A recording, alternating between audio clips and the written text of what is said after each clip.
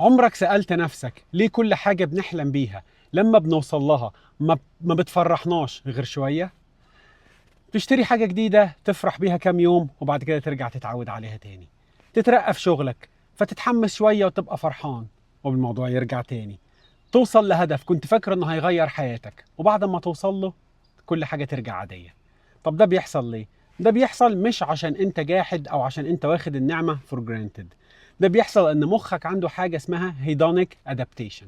يعني ببساطة اي حاجة تتعود عليها بتبطل تحس بيها بنفس القوة مع الوقت. العربية الجديدة تبقى بالنسبة لك مجرد وسيلة مواصلة. المرتب الأعلى يبقى ده الطبيعي الجديد بتاعك. وكل مرة بتبقى محتاج حاجة أكبر عشان تحس بنفس إحساس السعادة اللي كنت بتحس بيه أول مرة.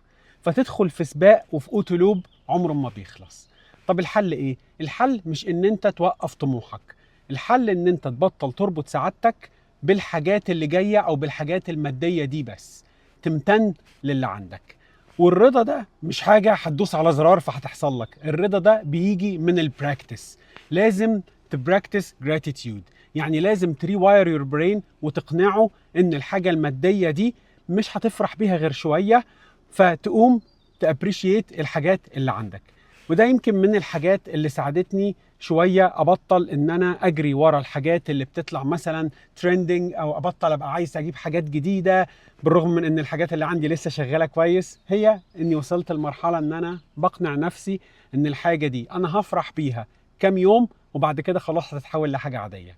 فده مع الوقت خلى عندي إحساس كده بإيه اللي هو ما أنا حاجتي حلوة، ما هي شغالة كويس خلاص. بتفقد الانترست في الترند وفي الحاجات اللي الناس كلهم عايزين يجيبوها، او الحاجات اللي انت بالنسبه لك اوه ماي جاد ده فون جديد ذاتس فيري كول لازم اجيبه. الموضوع بالنسبه لك بيبقى موضوع عادي جدا مع الوقت. ده بياخد براكتس وبياخد تدريب. فبطل تجري ورا النسخه الكامله من الحياه، لان النسخه الكامله دي مش موجوده، وكل شويه هتظهر لك نواقص، وكل شويه هتبقى بتتشيس الفيك دوبامين ده وهتعيش حياتك مش مبسوط. براكتس الجراتيتيود وان شاء الله يشتغل معاك. ولو عجبك الكلام ده تعال ندسكس في الكومنت ونشوف رأيكم ايه. ثانك يو.